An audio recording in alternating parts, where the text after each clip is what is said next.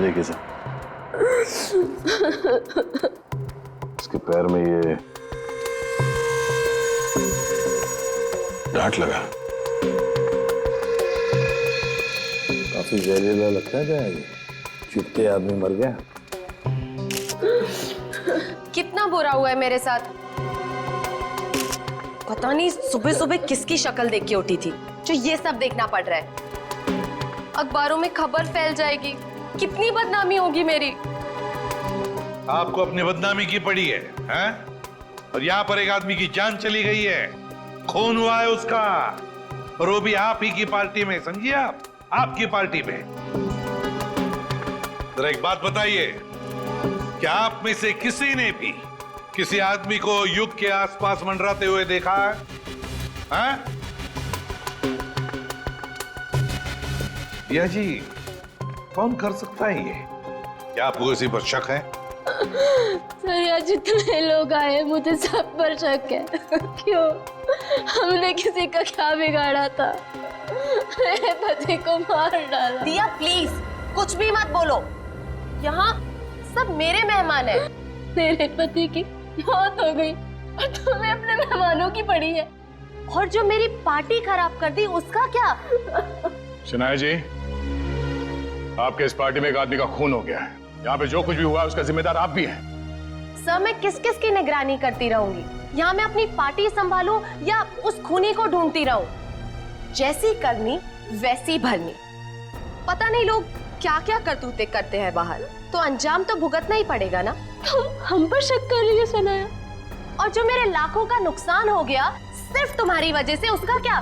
बस बस, देखिए आप सब लोग जो यहाँ शनाया जी के पार्टी में आए हैं, आप ये घर छोड़कर कहीं नहीं जा सकते जब तक हम आप लोगों की चेकिंग नहीं पूरी करते, सबकी। और आप सभी लोगों की उंगलियों के निशान लिए जाएंगे। सर, काम करो, घर के बाहर जाके अच्छी तरह से चेक करो, देखो कोई सुराग मिलता है क्या। और बॉडी को भी फोरेंसिक लैब भेजना पड़ेगा। Yes sir. रेडी, लग जाओ काम पर। Yes sir.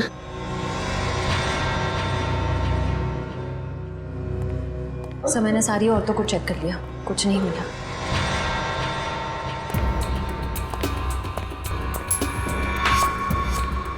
ए मिस्टर, सिक्का जेब में रखिए और इस पे हाथ रखिए।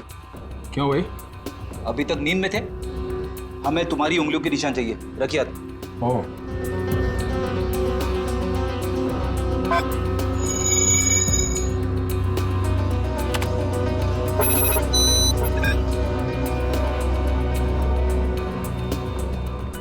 नहीं सर, बाहर ऐसा कोई सबूत नहीं मिला जिससे खूनी के बारे में कुछ पता चल सके, और यहाँ का वॉचमैन वो भी कुछ खास बता नहीं पा रहा।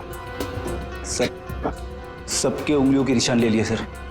सर, किसी के पास ऐसा कुछ नहीं है जिससे किसी पे शक हो। काम करते हैं।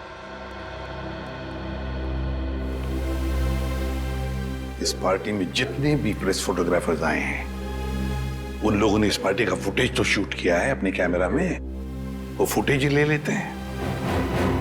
अभिजीत को पुणे में फोन करो, पूछो उससे क्या पता चला। सर, विशाल के फोन रिकॉर्ड से तो कुछ पता चला नहीं सर। अजीब बात है, जिस ट्रक से विशाल का एक्सीडेंट हुआ उसके बारे में भी कुछ पता नहीं चला।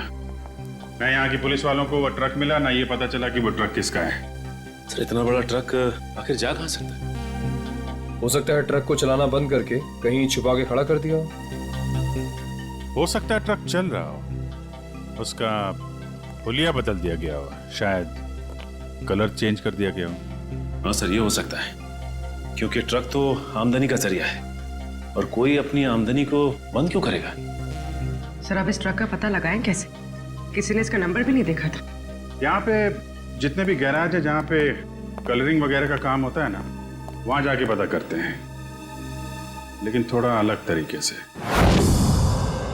सर, पार्टी में आए हुए सारे चैनल्स की फुटेज मैंने सीडी में इकट्ठा कर ली है।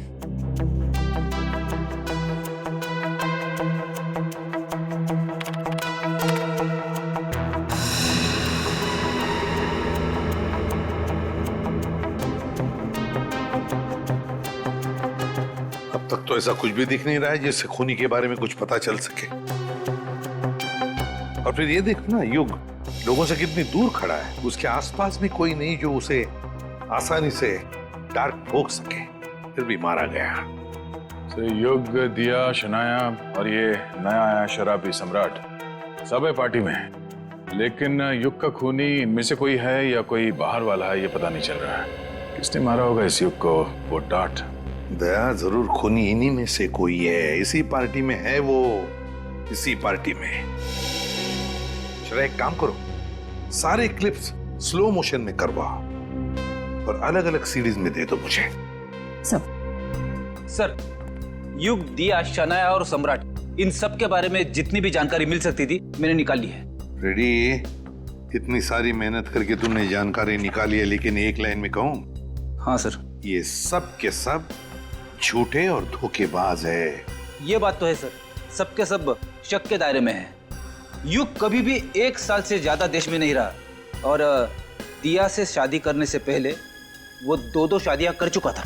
और शनाया पर तो अमेरिका में 65 करोड़ के कर्जे का मामला चल रहा है। पर सर ये तो अपने आप को हजारों करोड़ की मालकिन बताती है। और सर ये सम्राट तो एक नंबर का जुआरी और शराबी है। समाज में तो उसे अपने साथ कोई खड़ा नहीं करेगा। ये सारे के सारे बंटी के रिश्तेदार होने का दावा कर रहे हैं ताकि उसकी सारी प्रॉपर्टी हड़प कर सके। और कितना टाइम लगेगा रघु? 4 दिन हो गए गाड़ी को गैराज में खड़े हुए। फटाफट काम करो, नहीं तो गाड़ी मालिक आ जाएगा अभी गाड़ी लेने के लिए और सर पे बैठेगा हमारे।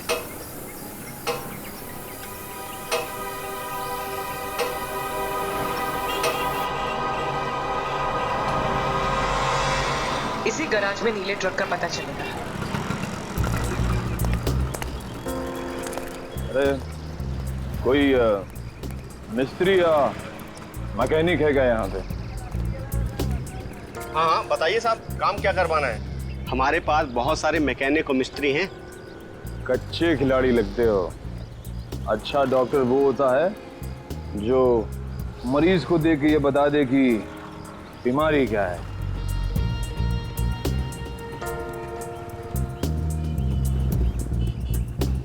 दिख रहा है साहब, लगता है किसी को उड़ाकर आए हैं नशे की हालत में। नशा नहीं बोलने का, नशा बुरी आदत होती है। Do not drink and drive. हम दोनों तो हमेशा ऐसे ही रहते हैं, पूरे होश में। अब अगर कोई हमारी कार के आगे आ जाए तो हमारी कार क्या करेगी बेचारी, है ना? हाँ ये बात तो है साहब। बताइए हमें करना क्या है? देखो, हमारी इस गाड़ी का हुलिया बदल दो। किसी को नहीं पता चलना चाहिए कि आज से पहले ऐसी कार थी, बस।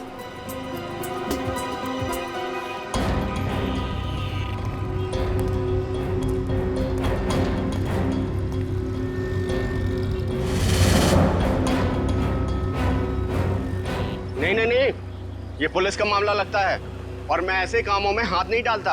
आप जाइए और किसी गैरेज में। जितना पैसा बोलोगे उतना मिलेगा। 10, 20, 50। हाँ 50 चलेगा। चलेगा, दिए। पुलिस आ गई। देखो, हमें कहीं छुपा दो, हमें पकड़ लेगी। हमें कहीं छुपा दो जल्दी से। उधर जाओ, उधर जाके छुप। पता ना मत।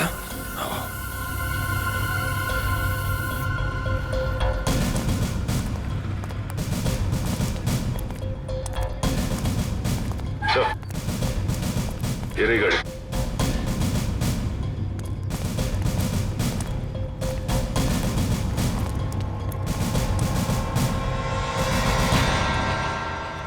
तिकडे कोणाची गाड़ी है साहब? कौन लेके आया गाड़ी? 2 लोग आए थे साहब। किधर गए वो लोग? बोल, किधर गए? साहब गाड़ी को फुल सर्विसिंग करने के लिए छोड़कर चले गए साहब। वो दोबारा आएगा? जी साहब। तो हम लोगों को बताने का? जी साहब। भूलेगा तो नहीं ना? नहीं साहब। चल, ये तो हमें।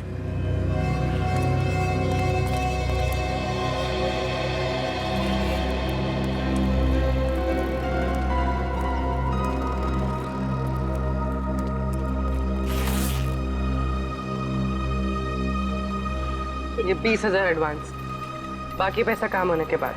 एक मिनट। हम ये कैसे मान लें कि आप एक दिन में ये गाड़ी पूरी की पूरी ठीक कर देंगे? अरे साहब, ये गाड़ी तो छोड़िए, मैंने रातों रात में पूरे ट्रक का हुलिया बदल दिया था। देखो, माना कि हम लोग थोड़े ठीक नहीं हैं, इसका मतलब ये नहीं कि तुम कुछ भी झूठ बोल दो हम मान लेंगे। अरे मैम, 3 महीने पहले की बात है, हमारे यहाँ एक नीले रंग का ट्रक आया था और हमने उसे रातों रात लाल कब कर दिया हमें बिल्कुल पता भी नहीं चला। लगता है उसने भी उड़ाया था किसी आदमी को।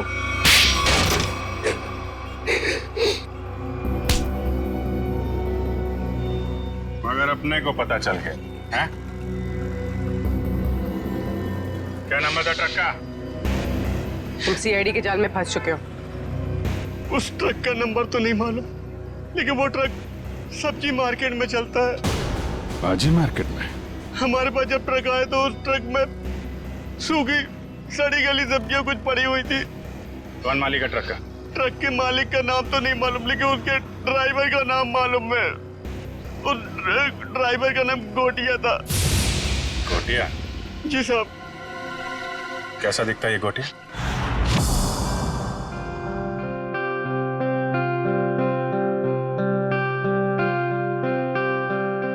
$500 करोड़ की प्रॉपर्टी है बंटी की, 500 करोड़ की।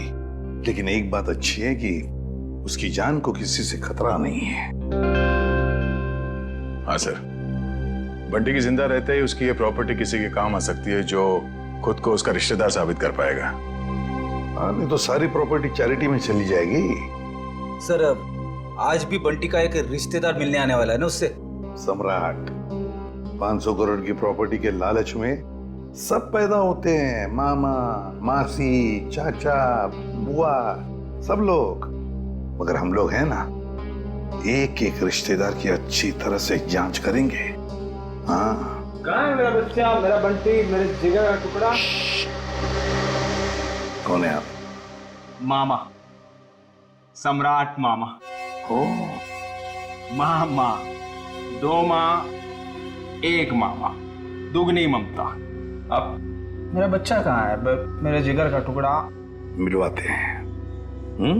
तो सब्र करना। दे। अच्छा, आइए माँ जी, आइए।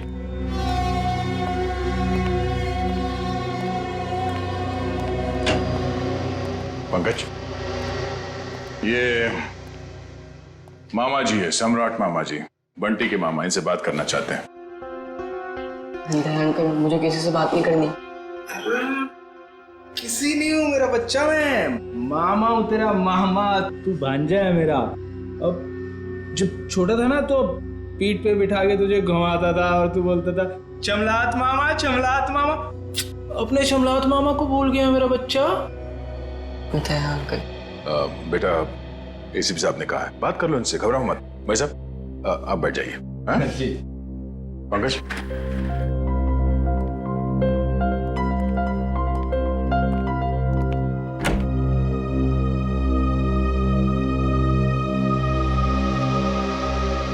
बचपन के रूठने की आदत गई नहीं तेरी। अब पर तू जब बचपन में रूठता था ना तो मैं तुझे चॉकलेट देता था। ये ले तेरी चॉकलेट। आप ये रख लीजिए, मैं चॉकलेट नहीं खाता। बेटा, जब तू छोटा था तो यही चॉकलेट खाता था। खाता होऊंगा, पर अभी मैं ये नहीं खाता। कोई बात नहीं, रख ले। जब तू मेरे साथ जाएगा ना तो तुझे वही चॉकलेट दूंगा जो तू अब खाता है। चल, अब मामा को एक मीठी सी प्यारी सी किसी दे दे। चल कम। आप अपनी आगे खोल लीजिए, ये सब मेरे को अच्छा नहीं लगता। भूल गया, शर्म आ रही है तुझे। कोई बात नहीं, मैं सब याद दिलवा दूंगा। जब तू बचपन में मुझे ऐसे किसी नहीं देता था ना तो मामा ऐसे पकड़ के किसी ले लेते थे। Please please. लगता है बंटी खुश नहीं है इस सम्राट मामा से मिलकर। तो वैसे भी टाइम हो गया है, इसे भगाते हैं। नहीं आपका भांजा, कोई और होगा। सम्राट मामा उठिए। तो साहब, मैं बच्चे को कब ले जा सकता? बाकी और भी रिश्तेदार आने वाले हैं, वो भी दावा कर रहे हैं बंटी के रिश्तेदार होने का। उन सब की जांच करने के बाद हम आपको बता देंगे, ठीक है? सब नकली है साहब, मैं असली मामा हूँ। आप अच्छे से तसल्ली कर लीजिए साहब। बिल्कुल मामा जी, एक बार तसल्ली हो जाए तो आपको खबर कर देंगे, ठीक है? ठीक है मेरा बच्चा, चिंता मत कर, जल्दी आएगा मामा लेने।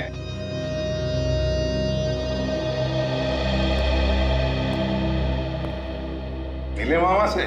अंकल मुझे इन लोग के साथ नहीं जाना, मुझे लोग अच्छे नहीं लगते अंकल। अरे सही तरह से जांच करे बगैर हम तुम्हें कहीं नहीं भेजेंगे, किसी के साथ भी नहीं भेजेंगे, समझे? पर अंकल मुझे आपके साथ ही रहना है, मुझे इन लोग के साथ जाना ही नहीं है।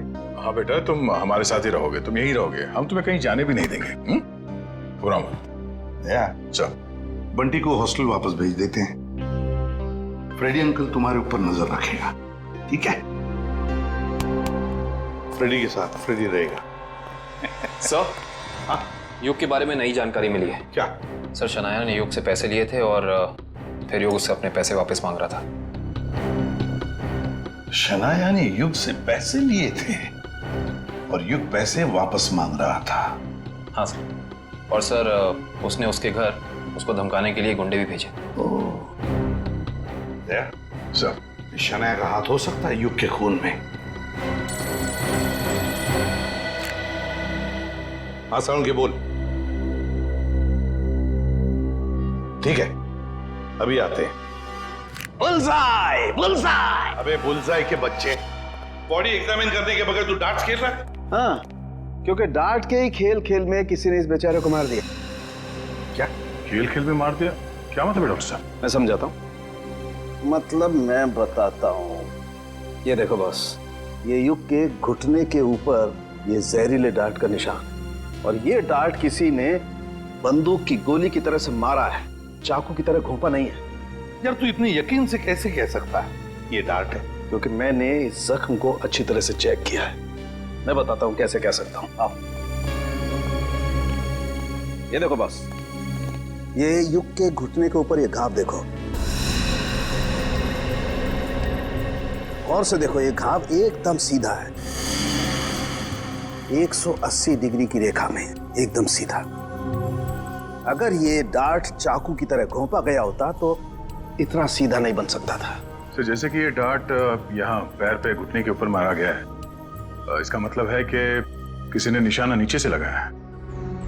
सर, उस पार्टी में इतने सारे लोग थे और किसी ने खूनी को देखा कैसे नहीं? तो ये भी हो सकता है दया कि खूनी ने छुप कर डार्ट चलाया, या फिर कोई डार्ट चलाने वाला ट्रिगर मैकेनिज्म ऐसी जगह पे फिट किया हो जो जगह ऊंचाई में कम हो। मगर सर, ये मैकेनिज्म कहाँ पे लगाया होगा और कैसे लगाया होगा? वही तो पता लगाना है ना फ्रेडी, वही तो पता लगाना है। लेकिन एक बात पक्की है कि युग को पार्टी में बुलाकर खूनी ने उसका पूरा फायदा उठा लिया। सर, कहीं इस सब के पीछे शनाया तो नहीं? हो सकता है सर, शनाया के पास युग को मारने की वजह भी है। उसने बहुत सारे पैसे कर्जे में लिए थे उससे, और वो पैसे लौटा नहीं पा रही है। शनाया?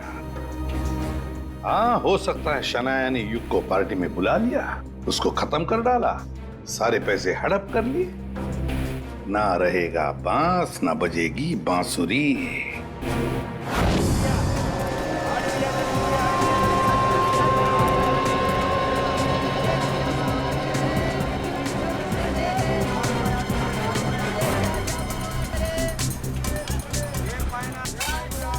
अरे सुनो। अरे भैया इधर आइए, आपको एकदम सस्ती भाजी दूंगा। अरे यार नहीं, सब्जी नहीं चाहिए, सुनो तो। भाई साहब, हम समझ गए, आपको एकदम ताजी भाजी देंगे हम। नहीं, आप जरा ये देखो, इसको जानते हैं आप? ये तो गोटिया है, लाल ट्रक चलाता था। हाँ यही, पहले नीली ट्रक चलाता था ये। हाँ हाँ, लेकिन अभी आप उनसे मिल नहीं सकते। क्यों? गोटिया मर चुका है। क्या? गोटिया मर गया? ये कैसे हुआ? अब वो शराब, कच्ची शराब पीता था, उसी से उसकी जान चली गई। गोटिया मर गया? ये हुआ कब? अभी 1.5 महीना तो हुआ है। वो रहता कहाँ था? वो बसरा चौल में रहता है, लेकिन आपको वहाँ कोई मिलने वाला नहीं है। क्यों? उसके घर में कोई रहता नहीं है क्या? नहीं नहीं, सब रहते हैं, लेकिन उसकी बीवी है ना, भाजी की दुकान लगाती है। सब्जी की दुकान? कहाँ लगाती है वो?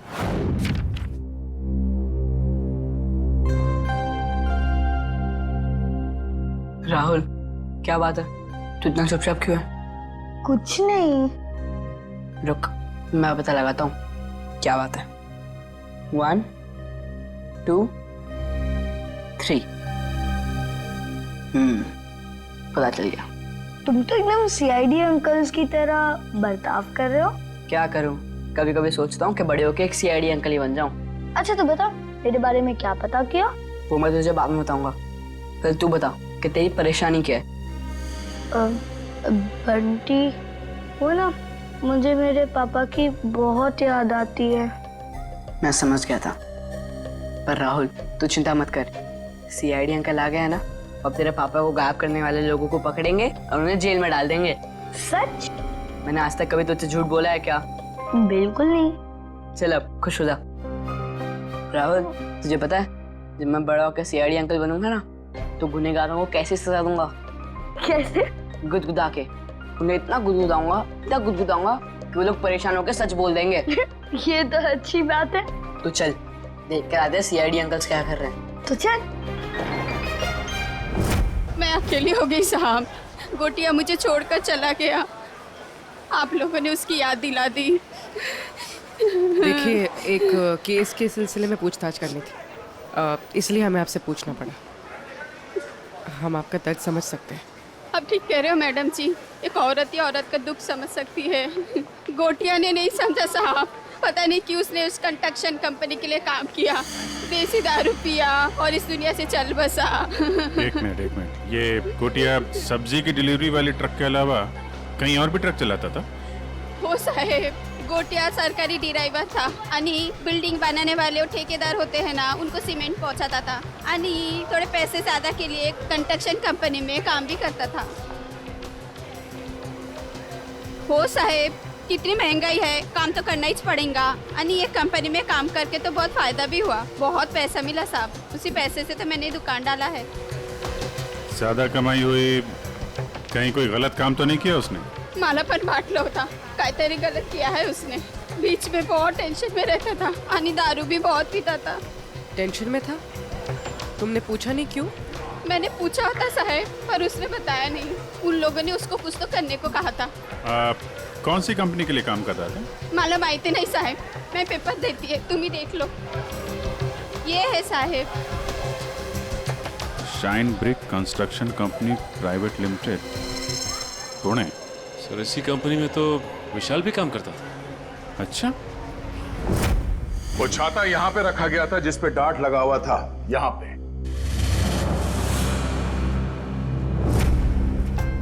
इतनी ऊंचाई पर और इसी जगह पे। और युग यहां पर खड़ा था, फोन पर बात कर रहा था।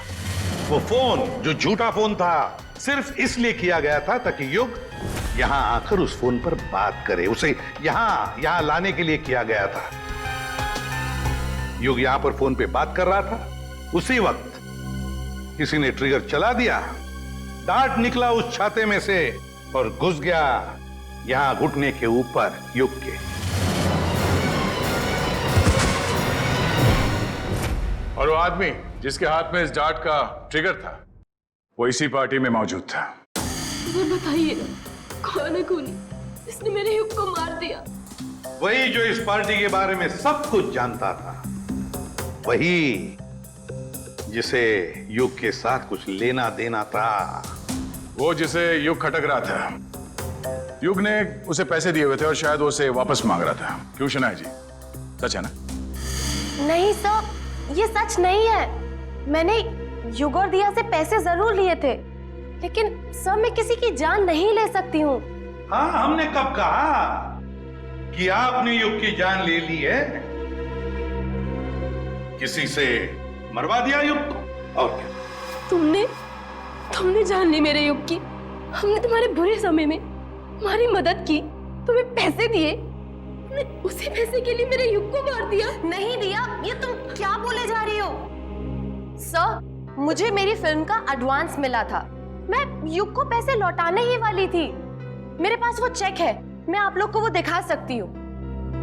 चेक घर में रखने से कर्जा नहीं उतरता, कर्जा उतारने से उतरता है। वैसे लोगों को कर्जा लेने में बहुत अच्छा लगता है, मगर जब कर्जा उतारने की बात होती है तो बहुत तकलीफ होती है। क्यों? और इसीलिए तुमने उस गिटार बजाने वाले के हाथों युग को मरवा दिया। कौन सा गिटार बजाने वाला सर? पार्टी तो तुम्हारी थी शनाया, तुम तो जानती होगी उसे। लेकिन आप कैसे कह सकते हैं कि वो कोई गिटार बजाने वाला था? हमने वीडियो फुटेज में उसे देखा था। उसने गिटार बजाने वाला थंपिक पहना हुआ था। शायद वो कहीं और परफॉर्म करके यहाँ इस पार्टी में आया था, इसलिए शायद हड़बड़ी में वो थंपिक उतारना भूल गया। वाकई? क्यों, आपको कोई शक है? नहीं नहीं, मैं तो ये सोच रहा हूँ भाई, मुझे यहाँ क्यों बुलाया गया? देखो भाई, मैं निर्दोष आदमी हूँ, अपने आप में मस्त रहता हूँ और मुझे किसी के मरने मारने से कुछ लेना देना नहीं है। चुप रहिए, वो तो फैसला हम करेंगे कि कौन खूनी है और कौन नहीं, समझे?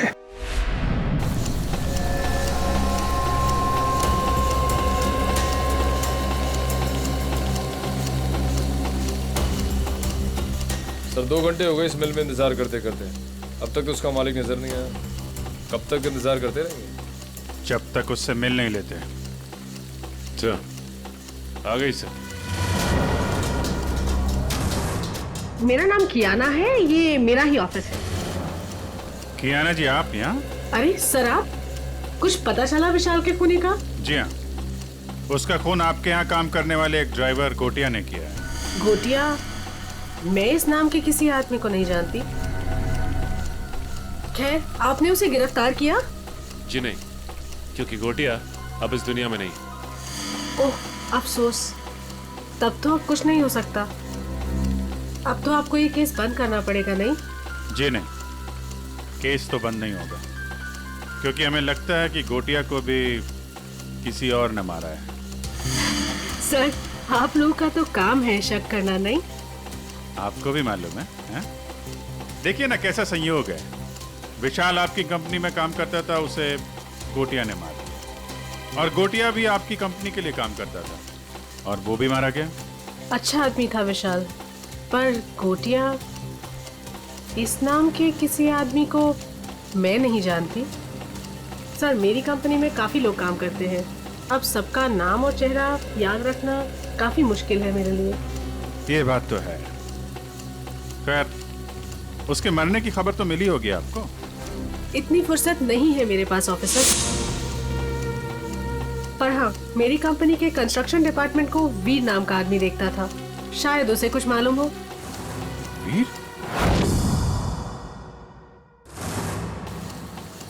कियाना जी, इस वीर को बुलाएंगे आप?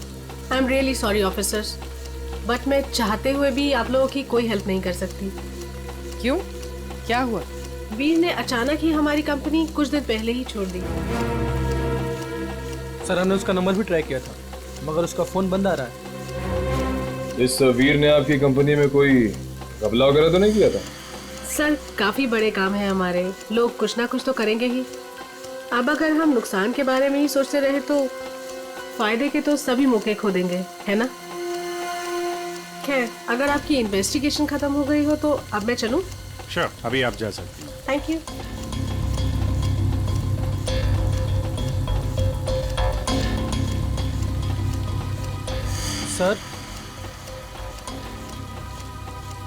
सर, एक जरूरी बात बतानी है आपको।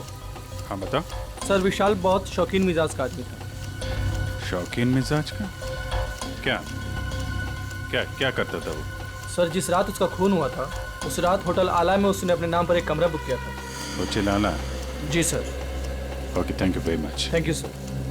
सचिन, जरा इस होटल आला का ताला खुलवाओ, पता करो ये विशाल क्या कर रहा था वहां पे। सर, दरवाजे पे ताला था और उसका फोन भी बंद है। पूरे घर की तलाशी लेते हैं।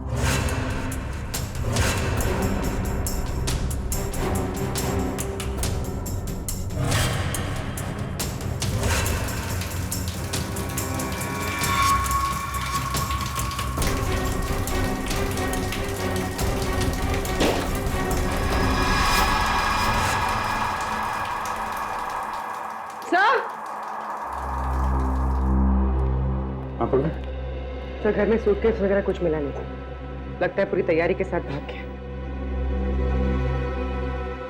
आके जाएगा कहाँ? सर, क्या लगता है आपको ये युग का खून किसने किया होगा? बताता हूँ पंकज, बताता हूँ। अरे थोड़ा इंतजार करो। बड़ा फैसला सुनाने के लिए बड़े दिमाग की जरूरत पड़ती है। कुछ खास तरीके का तुक्का इस्तेमाल करना पड़ता है। मैं वो तुक्का अपने बड़े दिमाग से निकाल रहा हूँ। बड़ा दिमाग? अच्छा सर, ये बड़ा दिमाग हम सबके पास होता है कि सिर्फ आप ही के पास है? अरे सबके पास होता है, मगर सबको पता नहीं चलता।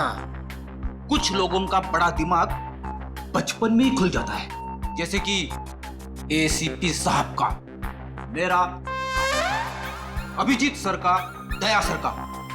कुछ लोगों का बड़ा दिमाग बुढ़ापे तक नहीं खुलता। मगर सर ये बड़ा दिमाग क्या है, मेरी तो समझ में ही नहीं आया। तू चिंता मत कर पंकज, कुछ लोगों का बड़ा दिमाग शादी के बाद भी खुलता है। ओह, तो मुझे शादी कर लेनी चाहिए, मगर किसके साथ?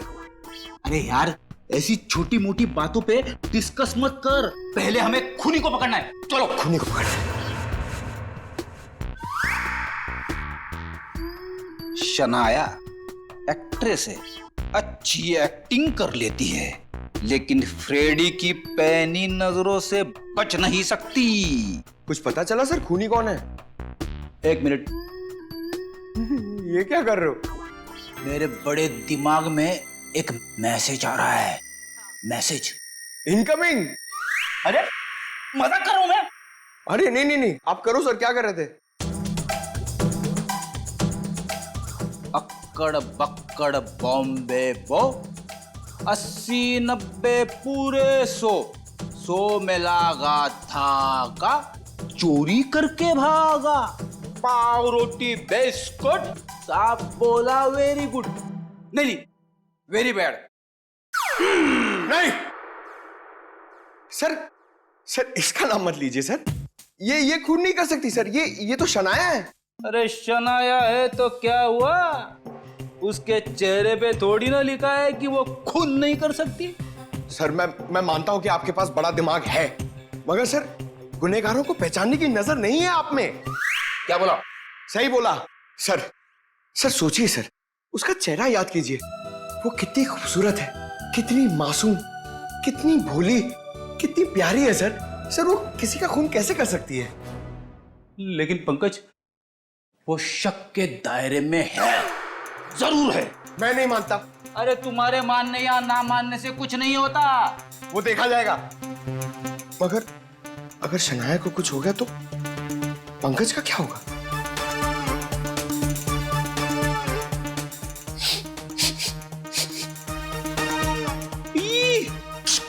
क्या हुआ सर? इसके तो नाम से भी शराब की बू आ रही है। सर ये तो शराबी, लालची, जुआरी सब लगता है सर। पता चल गया? पता चल गया तो जल्दी बताइए सर, कौन है वो? शनाया। शनाया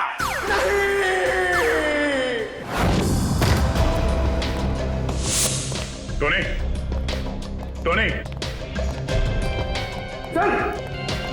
सर जल्दी आइए।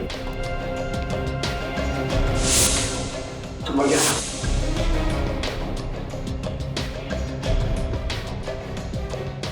ये तो ठीक वैसे ही डांट है जैसे युग को लगा था। मारा कहां से होगा? तो खूनी अंदर आया कहां से? सर सारा सामान भी बिखरा हुआ है, शायद इसकी किसी के साथ हाथापाई हुई है। हो सकता है श्रेया, ढूंढो, देखो कुछ मिलता है क्या?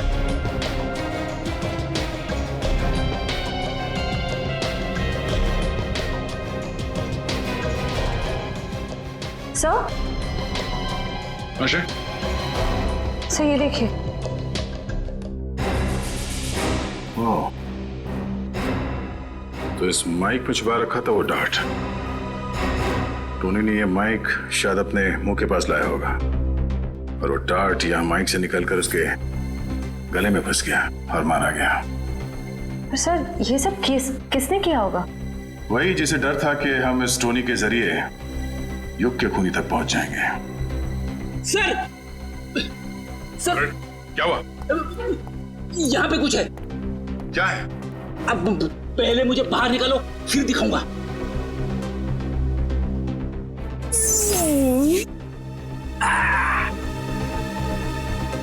ये देखिए सर।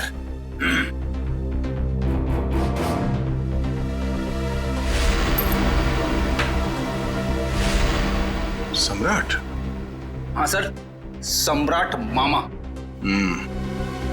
पता करो इस वक्त ये कॉइन उछालने वाला कहाँ है?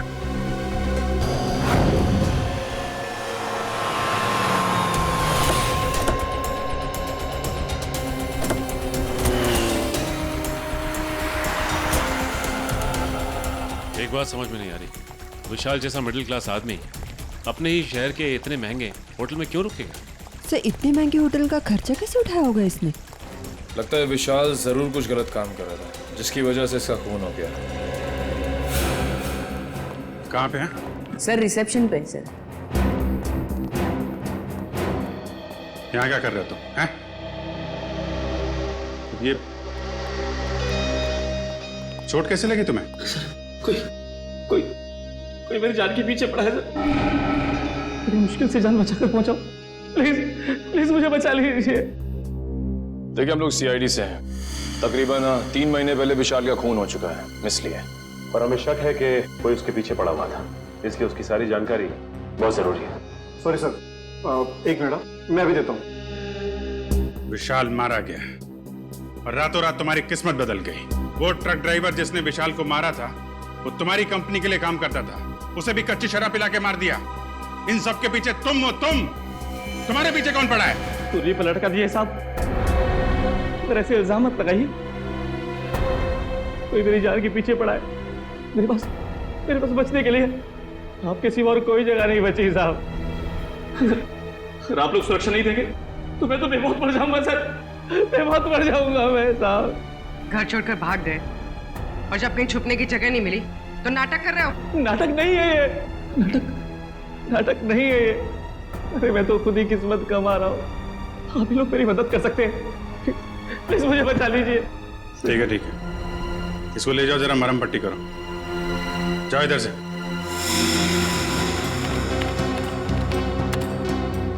सर ये रहा।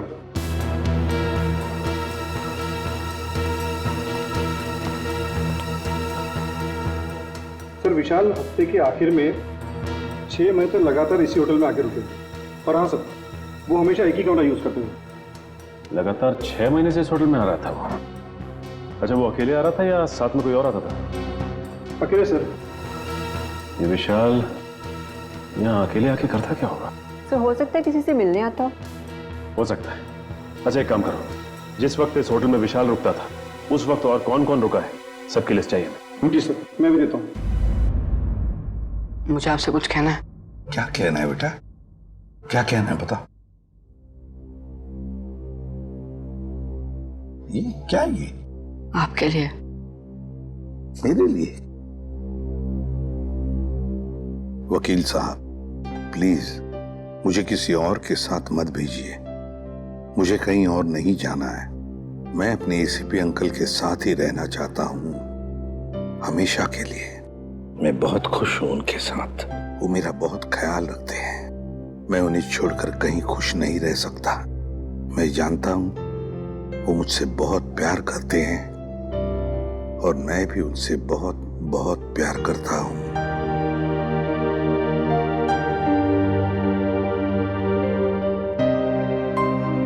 क्या है ये बेटा?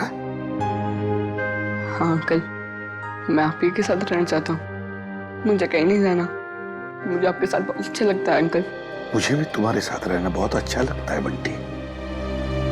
मैं भी तुमसे बहुत प्यार करता हूं।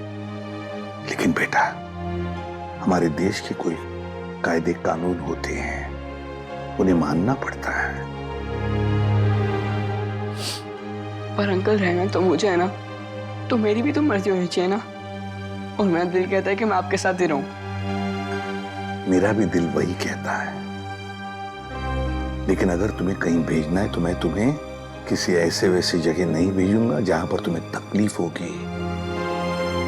मगर हाँ, अगर कोई आए और कहे और साबित करे कि वो तुम्हारा रिश्तेदार है और वो तुम पर अपना अधिकार रखना चाहता है, तो ही मैं तुम्हें उसके साथ भेजूंगा। और अगर मुझे पूरा यकीन हो तो